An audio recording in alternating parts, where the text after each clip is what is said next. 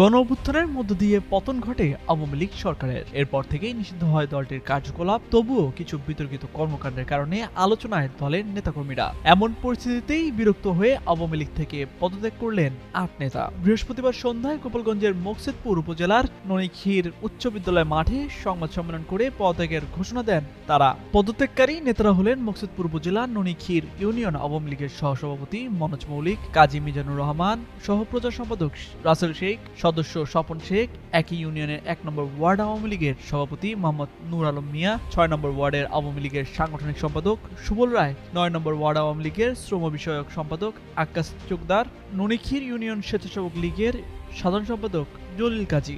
তারা জানান আওয়ামী লীগের সঙ্গে তাদের কোনো সম্পর্ক নেই আর ভবিষ্যতেও থাকবে না। রান্নায় আমার ভালোবাসা Jamuna gas stove. Jamuna gas stove, আধুনিক, নিরাপদ ও দীর্ঘস্থায়ী। দেশের স্বাধীনতা, সার্বভৌমত্ব ও জনগণের স্বার্থ রক্ষায় সর্বদা অঙ্গীকারবদ্ধ থাকারও প্রতিশ্রুতি ব্যক্ত করেন তারা।